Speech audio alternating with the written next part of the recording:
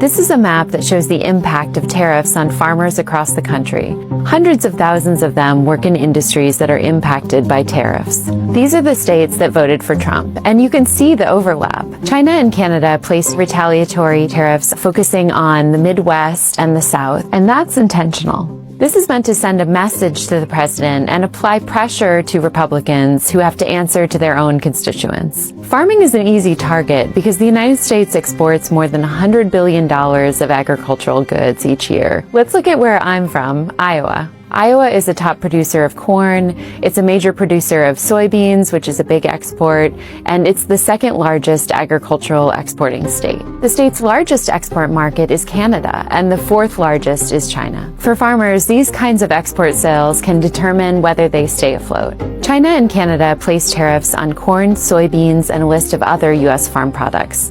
This makes it more expensive for buyers to purchase U.S. farm goods. That can make the buyers turn to cheaper products from Argentina or Brazil instead, and it's hard for U.S. farmers to get those markets back.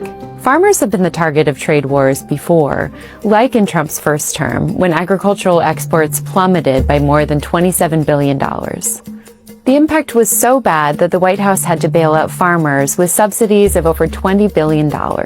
Trump gave several buckets of payments to farmers in his first term for the trade war, for pandemic assistance, and some said that was an effort to shore up their political support. Farmers are still a strong voting bloc for Trump. About 77% voted for President Trump. The trade war was painful for farmers the first time around, but this time it could be much worse because the tariffs are bigger, the retaliation is bigger, and the economy is feeling more brittle. Hello guys, and welcome to the Joy Report.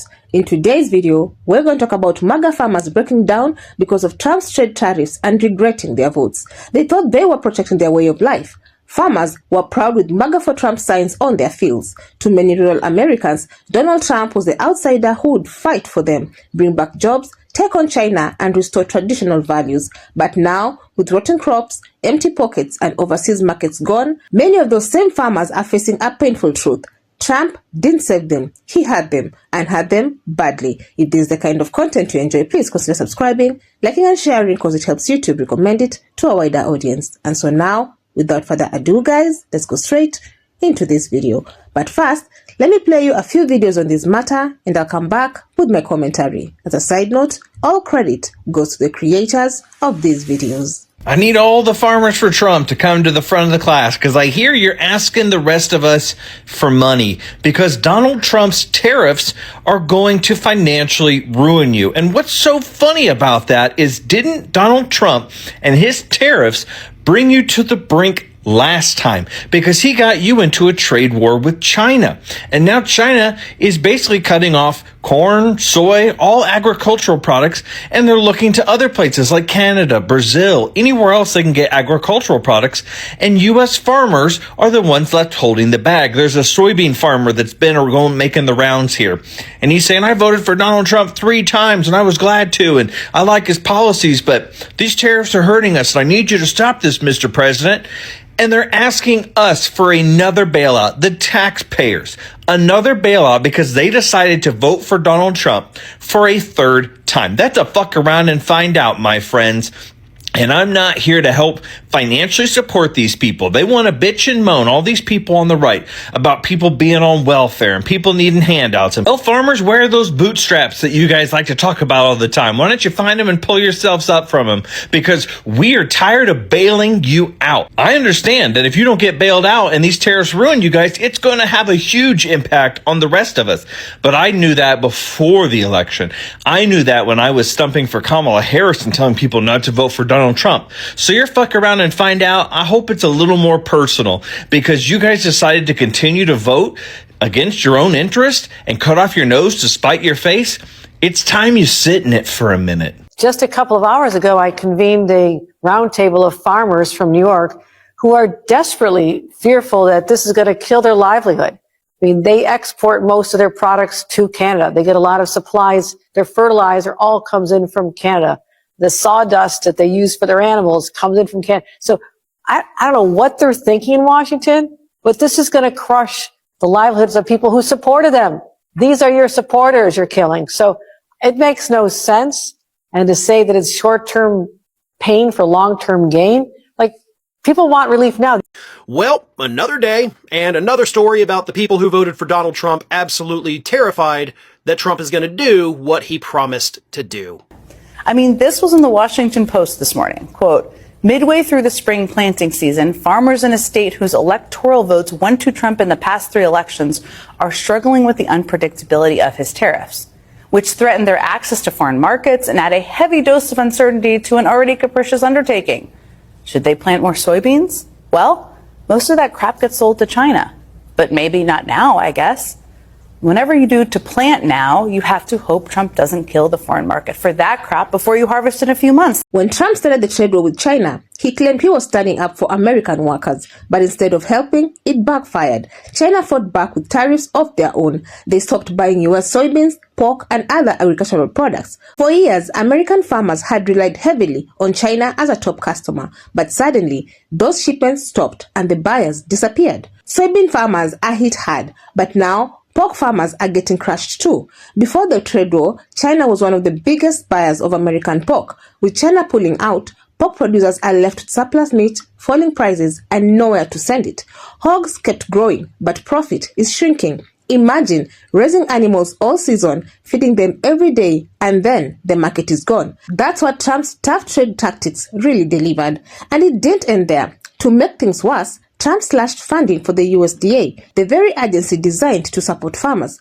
Programs that once offered assistance, guidance, and risk protection disappeared. Programs that assisted farmers through the USDA to sell their products, gone. With fewer resources, farmers are forced to fend for themselves in an already collapsing market. What's even more shocking is where the damage has been the worst. It's not random. It's concentrated in red states, the same ones that gave Trump their full support. Places like Iowa, Missouri, and Nebraska, strongly Republican farming states, are suffering the most from the trade wars and USDA cuts. It's heartbreaking, but also ironic. The communities that shouted the loudest for Trump ended up paying the biggest price. That's a real Fafo moment right there. People had tried to warn them. Black Americans, Democrats, and others with a broader view of the economy had said from the beginning that Trump's policies would hurt the working class. They said that trade wars aren't easily won and that tariffs almost always lead to retaliation. They warned how deportation would affect labor. But back then, those warnings were brushed off as nonsense. Instead, people leaned into identity politics, into resentment, into racism, into owning the libs. But now, the only ones getting owned are the ones who can't sell their harvest. This isn't a moment of gloating, it's a moment of reality. While Trump's billionaire friends are getting tax cuts, real farmers in real communities are losing everything. Mental health issues among farmers is increasing. This is what happens when leaders talk big but don't think long term. It's springtime in the heartland, and a very different planting season is getting underway. If you had to put it in a word, what has it felt like watching this all play out? Unsettled would be my word. Yeah. Kevin Malchine's family has been farming this Wisconsin land since before the Civil War. Growing up with it, Yeah. and seeing the stresses of my grandpa and my dad help prepare the mindset that I think I need to have. Well, 6 generations of wisdom. Yeah, it helps. He's no stranger to adversity. We deal with floods and droughts and too hot, too cold, insects, weeds, all those things. But there's things that you can do to mitigate some of those risk factors. Yeah. It feels like tariffs are a little bit harder to deal with because it's entirely out of our control. Like most farms in America, most of the soybeans grown here are ultimately bought by China. And amid this trade war, many farmers are now bracing to have to figure out who else will buy their crops. China buys more American soybeans than any other country. The nation produces a little bit over 4 billion bushel of soybeans. I think it was 42% last year were sold to China. 42%. Yeah. All told, China paid nearly $13 billion last year to American farmers like Kevin.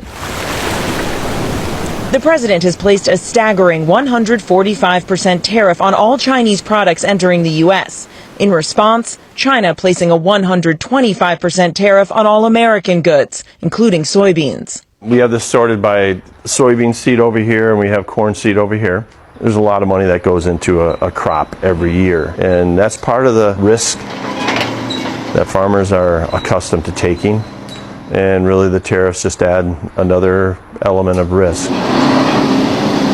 The longer this goes on, there'll be more and more concern. Are you concerned even if these tariffs do ultimately deliver what the president is hoping, which is a more level playing field globally? That takes time. Yeah, these markets have been created over decades, multiple administrations, and here he's trying to fix that in 100 days or 200 days, whatever you want to say.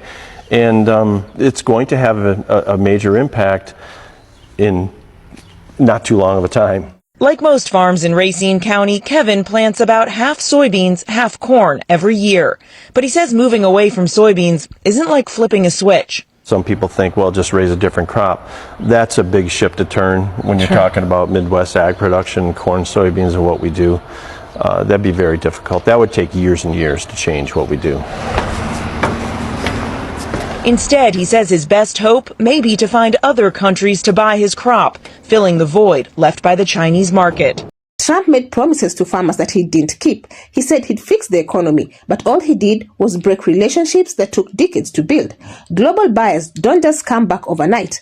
Countries like Brazil and Argentina gladly took America's place in China's markets. By the time the trade war will cool down, American producers will already have lost their footing. Meanwhile, programs that supported small farmer practices through the USDA were all reduced or eliminated. This means that the next generation of farmers, people who are just trying to get started, are left without guidance or funding. It's hard enough starting a farm. Doing it with no support, in a failing market, during a trade war, that's a setup for disaster. It's important to remember that the people most affected by these failures are not city elites or political pundits. They are ordinary farmers who trusted a man who sold them dreams but delivered debt. They were told they'd be respected again, that they'd be protected, but now they're watching their livelihoods crumble. And still, some remain loyal. It's hard to admit when you've been wrong, especially when you've invested so much emotionally into a political figure. But the facts don't lie. The profits are gone. The buyers are gone. The support is gone. For the few who are beginning to speak up, their stories matter. Farmers who once wore MAGA hats are now saying, I made a mistake. They're saying how their loyalty was taken for granted, how their struggles were used as political props, then ignored. It takes courage to admit you are wrong. And that courage may be the only thing that saves what's left of rural America. So here we are. The same farmers who cheered his name are now watching their barns go dark. The same towns that lit up for Trump rallies are now filled with empty storefronts. And the same voices that once warned, be careful what you wish for, are saying, we tried to tell you. Trump's policies don't work for farmers. They work for the rich. They work for the headlines. They work for chaos. But they don't work for the people who actually feed the country. And one thing is clear. This has been a painful lesson, a Fafo lesson, and if they don't learn from it, the losses will only continue. So what do you all think? Will farmers demand real plans instead of empty slogans? Will they ask who truly has their back, not just in words, but in action? Or will they go back to the same playbook and hope for different results? Let me know down in the comments below. I would love to keep this discussion going. Otherwise, that's it from me. I also have another video about Trump's approval plummeting, and if you enjoy such kind of content, please click up here and enjoy. Also, consider subscribing, liking and sharing because it helps me grow my channel. But for now, thank you so much for watching, and until the next time, the Joy Report out.